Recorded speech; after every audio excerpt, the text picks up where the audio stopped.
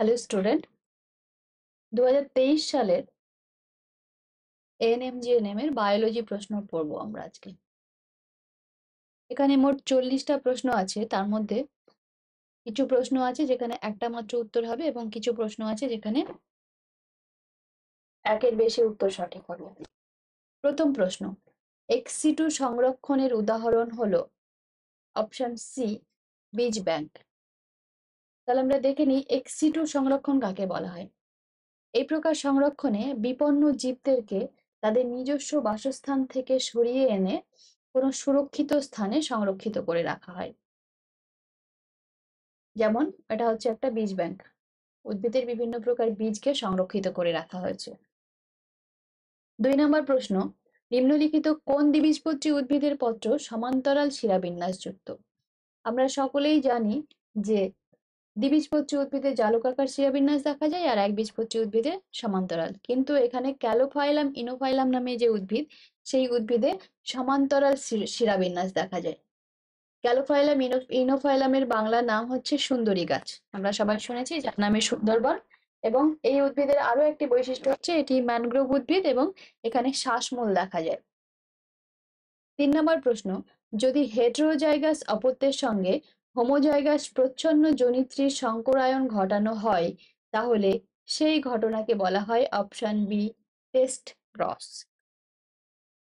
Heterozygous অপত্য অর্থাৎ F1 জনু, এটা F1 জনুতে একটা ক্যাপিটাল টি এবং একটা স্মল টি, মানে অর্থাৎ এটি হেটেরোজাইগাস। এর সঙ্গে যদি তার অপত্য যার কিনা হোমোজাইগাস প্রচ্ছন্ন বৈশিষ্ট্য সম্পন্ন প্যারেন্টের সাথে ক্রস করলে, যে ক্রস করার যে পদ্ধতি, তাকে বলা হয় টেস্ট ক্রস। 4 নম্বর প্রশ্ন, নিম্নলিখিতগুলির মধ্যে কোনটি গ্লুকোজ? Option C C6H12O6। এটি দুটো ফর্মে থাকতে পারে, একটা হচ্ছে এটার লিনিয়ার চেন হতে পারে বা বলয় আকৃতির গঠনও দেখা যায়। 5 নম্বর প্রশ্ন, ক্রোমোজোমের কোন অংশে নিউক্লিওলাস যুক্ত থাকে? উত্তর অপশন ডি গৌণ খাঁজ। ক্রোমোজোমের এটি হলো প্রাথমিক খাঁজ আর এটি গৌণ খাঁজ।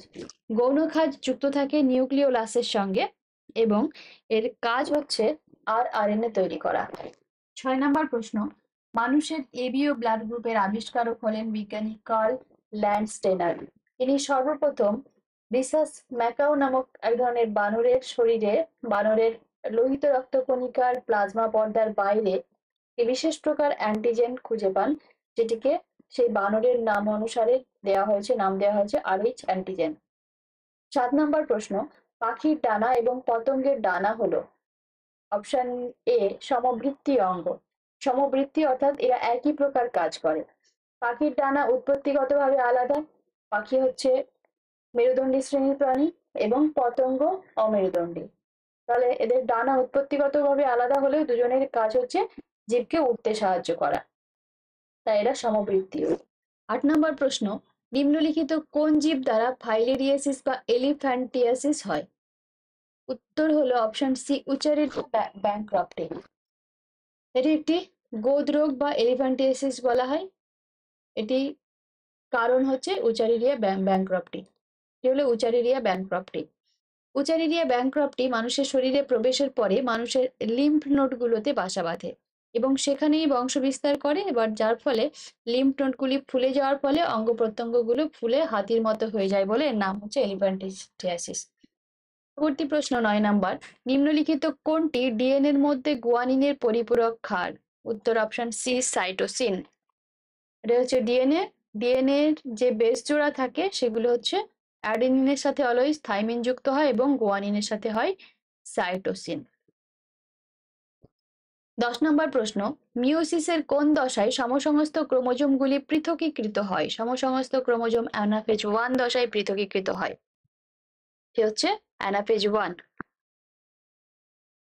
11 নম্বর প্রশ্ন, নিচের কোনটি ট্রপিক হরমোনের উদাহরণ? Adrenocorticotropic hormone. ট্রপিক হরমোন আমরা কাকে বলবো না, যে সকল হরমোন কোনো একটা গ্রন্থি থেকে উৎপন্ন হয়ে শরীরের দূরবর্তী অন্য কোনো গ্রন্থিকে প্রভাবিত করে, তাকে বলা হয় ট্রপিক হরমোন। এখানে অ্যাড্রিনোকর্টিকোট্রপিক হরমোন পিটুইটারি গ্রন্থি থেকে উৎপন্ন হয়ে সেটি থাইরয়েড গ্রন্থিকে প্রভাবিত করে অ্যাড্রিনাল গ্রন্থিকে প্রভাবিত করে। তো বিভিন্ন গ্রন্থিকে প্রভাবিত করার জন্য এটির নাম হচ্ছে ট্রপিক হরমোন। 12 নম্বর প্রশ্ন, সিস্টেমা নেচুরি, খুবই ইম্পর্টেন্ট একটা প্রশ্ন। এর রচয়িতা হলেন কার্ল লিনি। 13 নম্বর প্রশ্ন, কোন উদ্ভিদে হাইড্রোফিলি প্রদর্শিত হয়? হাইড্রোফিলি অর্থাৎ জল দ্বারা পরাগ মিলন, জলের সাহায্যে পরাগ মিলন হয় এই হাইড্রিলা উদ্ভিদে, কারণ এটি সম্পূর্ণভাবে জলে নিমজ্জিত একটি উদ্ভিদ, ফলে এর পরাগ রেণুগুলি জল দ্বারা বাহিত হয়ে স্ত্রী ফুলে পতিত হয়। 15 নম্বর প্রশ্ন, নিম্নলিখিতগুলির কোনটি স্টেরয়েড হরমোন নয়? সবগুলি স্টেরয়েড হরমোন, কেবলমাত্র ইনসুলিন হচ্ছে পেপটাইড হরমোন। ইনসুলিন খরিত হয় প্যানক্রিয়াস থেকে এবং এটি গ্লুকোজকে গ্লাইকোজেনে পরিণত করে। 16 নম্বর প্রশ্ন, নিম্নলিখিতগুলির কোনটি প্রধানত দেহভঙ্গি নিয়ন্ত্রণের সাথে জড়িত? Body posture. উত্তর হলো অপশন এ, সেরিবেলাম। এই অংশটি হচ্ছে সেরিবেলাম, লঘু মস্তিষ্ক, যেটি আমাদের বডি পশ্চার বা দেহভঙ্গি নিয়ন্ত্রণ করে। 17 নম্বর প্রশ্ন, ডিএনএ তন্তু এবং হিস্টোন অক্টামারের সমন্বয়ে গঠিত জটিল অণুটি হলো নিউক্লিওজোম। এটিও জেনপাস, এএনএম, জিএনএম ছাড়াও বিভিন্ন পরীক্ষাতে এটি আসে।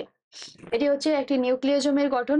নিউক্লিওজোমটি গঠিত হয় এই একটি ডিএনএ তন্তু নিয়ে, এবং সেই ডিএনএ তন্তুটি 8টা হিস্টোন প্রোটিনকে বেষ্টন করে থাকে। সেই হিস্টোন প্রোটিনগুলি হলো H2A,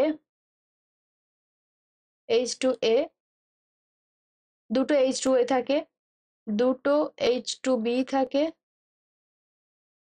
দুটো থাকে H3 এবং দুটো থাকে H4, মোট 8টা।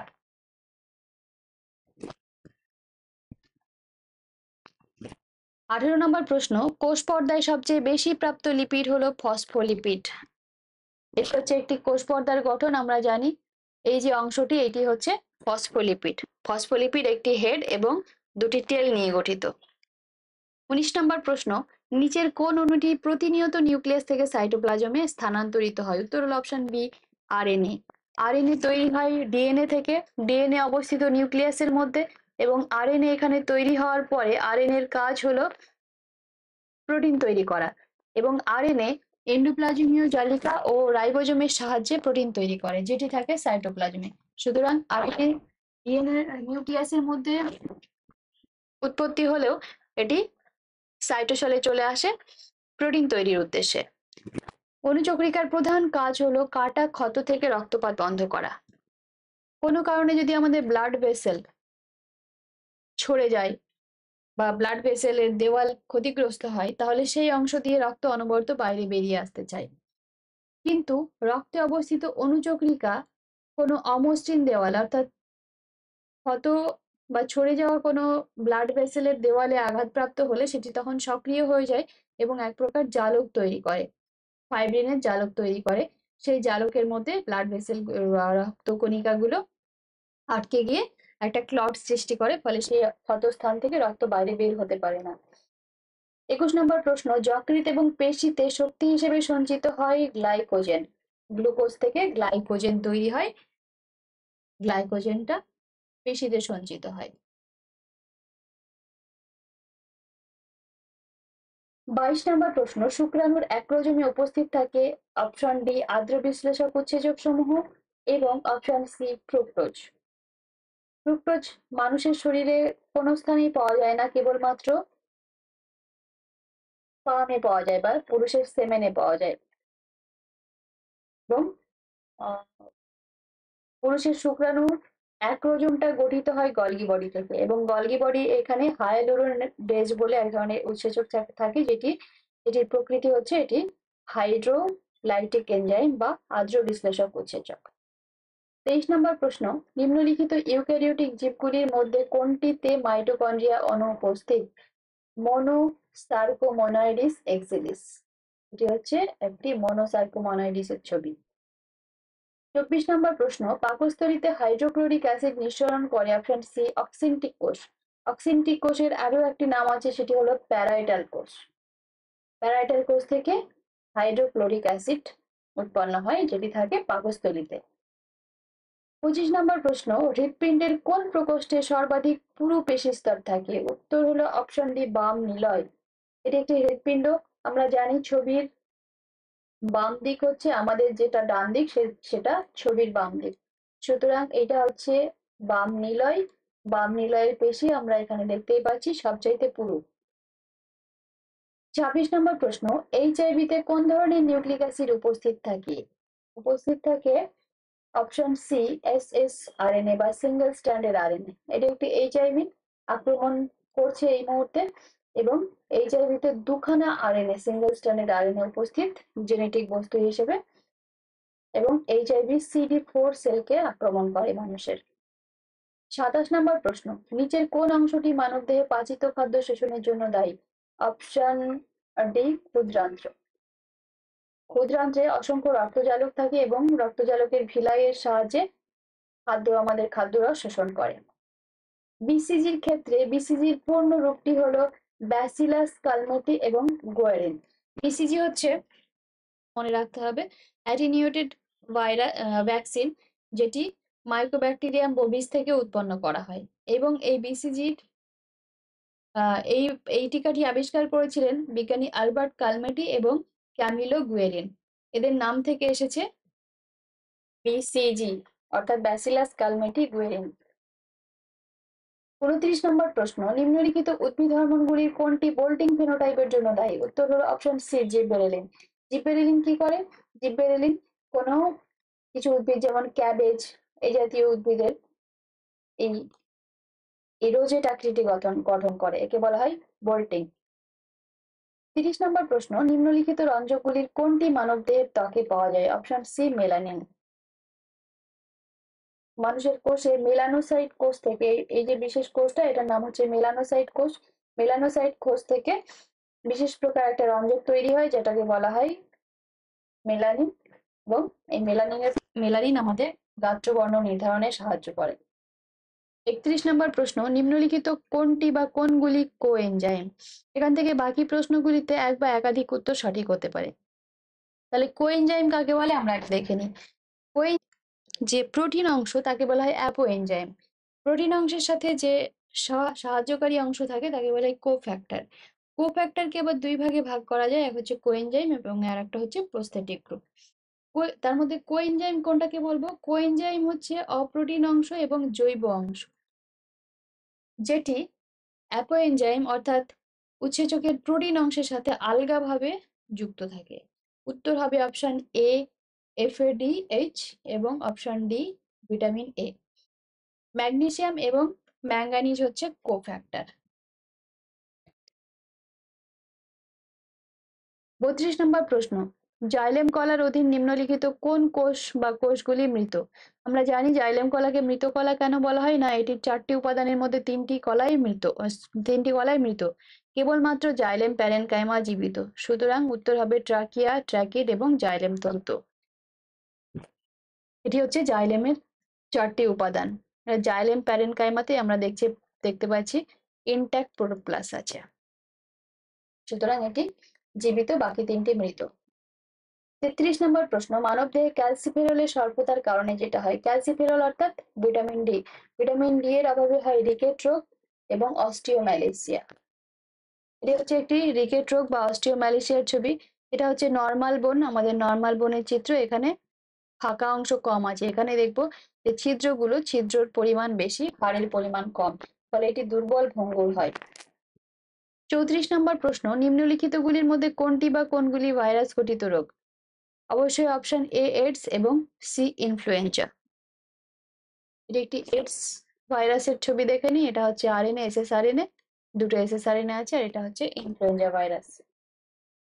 35 নম্বর প্রশ্ন, করডাটা পর্বের বৈশিষ্ট্যগুলো হলো। করডাটা পর্বর মোট যে ইম্পর্টেন্ট বৈশিষ্ট্য সেটা হচ্ছে পৃষ্ঠীয় স্নায়ুরজ্জু, নোটোকর্ড উপস্থিত এবং গলবিলে ফুলকা ছিদ্রর উপস্থিতি।